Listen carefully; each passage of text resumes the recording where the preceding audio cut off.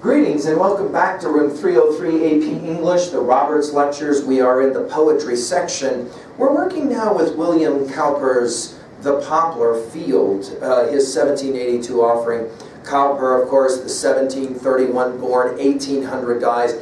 We measure, of course, the English Romantic movement from roughly 1800 and the publishing of lyrical ballads and all of that, so you can get a sense of kind of where he is.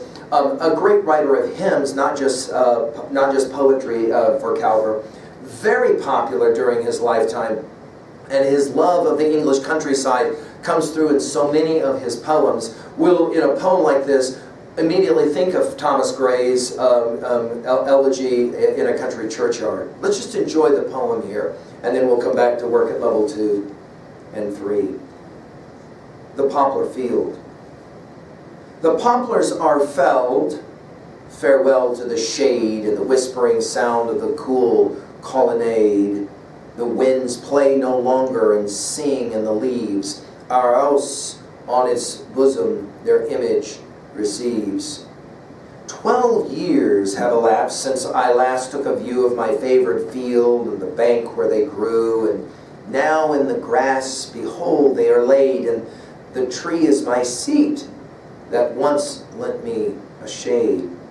The blackbird has fled to another retreat where the hazels afford him a screen from the heat, and the screen where his melody charmed me before resounds with his sweet flowing ditty no more. My fugitive years are all hasting away, and I must ere long lie as lowly as they, with a turf on my breast and a stone at my head, ere another such grove shall arise in its stead.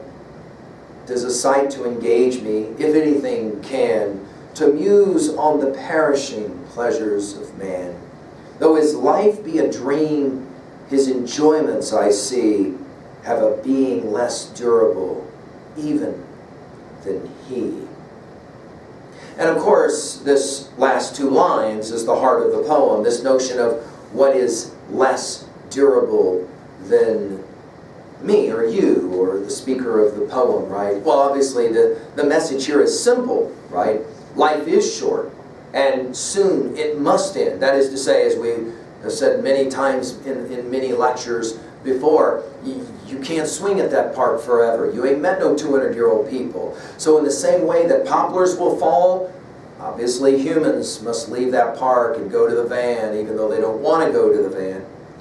At 2b, obviously the closed form is here, and no question, right? And notice the brilliance of the measured line and all of that. But I want to comment on the symbolism of this poem. The fallen trees that become that symbol of all symbols. And notice by the very end in the last 4 lines, all of this is, of course, a sight to engage the speaker, if anything can, to muse on the perishing pleasures of man. That perishing pleasures of man will immediately make us think at 3a of texts like the book of Ecclesiastes, right? Everything is vanities, and the like. We mentioned at 3a as well, Elegy of Country Churchyard, Gray's classic, as well as maybe we might think as well about Charles Manley Hopkins' Spring and Fall, and the idea that you can weep for the fact that the tree's leaves are falling, but ultimately you're going to recognize you're weeping for yourself, because it's kind of symptomatic, it's idiomatic, it's in many ways symbolic, the falling of leaves, to what ultimately is our life. Of course, Wordsworth's Tintern Abbey comes to mind, as well as a good number of other romantic offerings that we could list here. Finally, at 3b, this is an interesting question when you read a poem like this. How about this? In your own life, can you remember when you first legitimately recognized, you can't swing at the park forever, that you got to leave and go to the van? When was that for you?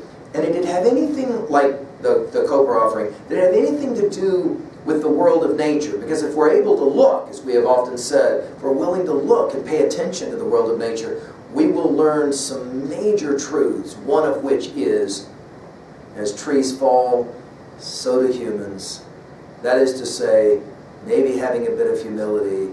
What is it that T.S. Eliot says in his 4 quartets, East Coker?